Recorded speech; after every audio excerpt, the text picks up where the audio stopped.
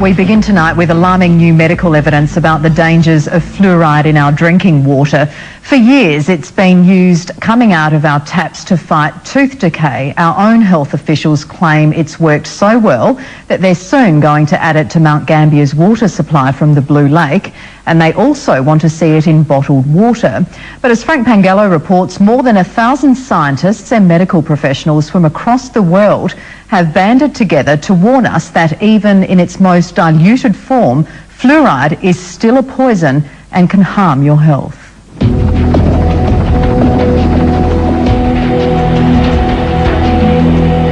This is one pollutant that we capture in the phosphate fertilizer industry, and having captured it, we can't dump it into the sea, but we put it into our own drinking water. It's extraordinary. Fluoride in our water supply is a very real and ever-present risk to our population at large. A radical view that's made Adelaide dentist Dr. Andrew Harms a renegade among his colleagues and the professional body he once headed in South Australia. The ADA and other dental professional groups will not speak to anybody from the anti-fluoridation side, but I've been asked to not refer to myself as a past president of the Dental Association of South Australia. In fact, I'm no longer a member of the Dental Association over this issue. Dr. Harms has joined the growing movement of public discontent about adding fluoride, a potent poison in its most concentrated form, to our drinking water. The chemical fluoride itself is dangerous, but also I'm concerned about the arsenic levels and the lead levels as a result of these chemicals being dumped in the water supply. Lead levels? Yes, there's recent evidence from North Carolina University that the fluoridated chemicals, the group of chemicals, the FSAs, leach lead into the water supply, particularly if water's standing in old leaded pipes and around leaded brass fittings. The substance they're tipping in is a Schedule 7 poison. It does contain arsenic. So the question is it legitimate to be adding such a high-level poison to our water supply? Several rural communities across Australia are now trying to resist the introduction of fluoride into their water supply, including Mount Gambier, where it's soon going to be added to the famous Blue Lake supply, much to the disgust of locals like Alex Young, who want the issue put to a vote.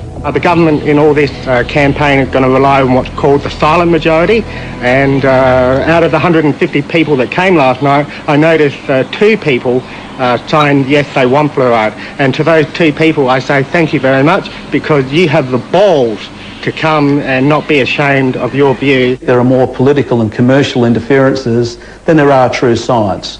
And I think our health authorities have been sitting on their hands and not really doing their job to protect the public. The real culprit here is these bureaucrats who are spinning the information before it gets to the decision makers. And that's what's outrageous. We expect, I think, politicians to spin, but we shouldn't expect civil servants to spin. Fluoride's been added to our drinking water since the 1960s. The pro-fluoride lobby say it's been effective in reducing tooth decay. But overseas, alarm bells have been ringing about the health risks, some from credible scientific sources like Emeritus Professor Paul Connett. So here we got 1,100 scientists saying, we've read the scientific literature, we say there's a problem. And now what we should get from the other side is a very careful consideration of these reports and a scientific explanation. But we don't get that. All we get is a continuation of this propaganda, this simplistic PR. It's safe and effective, safe and effective, safe and effective. If they repeat it enough times with a white coat on it, everybody's supposed to believe them. In the US, worried health officials have even issued warnings about mixing baby formula with fluoridated tap water, but not here.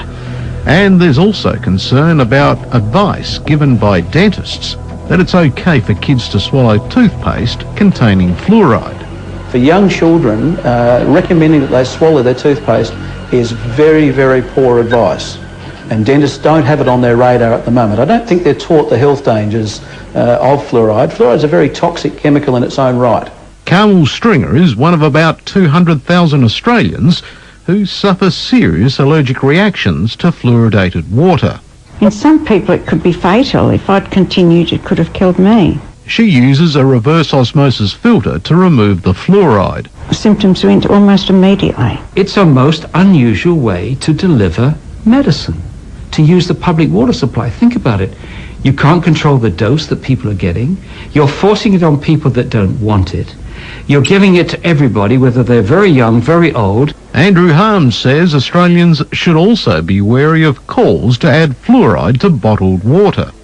The issue is not so much the concentration of fluoride in the water, it's the dosage. So if people are drinking a lot of water, very quickly at 1 part per million, you can go over the established safety limits and be in high dosage areas. And therefore we can get these side effects. And there's good studies to say that the decay rates in the community will not change by putting fluoride in bottled water. The Australian Dental Association told us it didn't want to get into a public debate with the opponents of fluoride, but maintained it was safe and its efficacy was confirmed in numerous studies, claiming there was no scientific proof it's harmful. But Dr. Connett strongly challenges that. The only argument about this is whether we have an adequate margin of safety to protect people, all the people drinking fluoridated water at 1 part per million. And I would stake my scientific career on the fact that there is no adequate margin of safety. This was what Jason Armfield from the Australian Research Centre for Population Oral Health told us 3 years ago. Alzheimer's, birth defects, crime rates, you name it, there have been links brought up to it, but there's no proven scientific evidence for any of these links. In Australia, your health authorities, in any state or the federal health authorities, have never done health studies on fluoride, only on teeth, none of the other tissues. And so they're flying blind. In the meantime, Dr. Harms vows he isn't going to be silenced. I will continue to speak out, and the more this issue is covered up and swept under the carpet, the more I will speak out. My goal is to stop water fluoridation.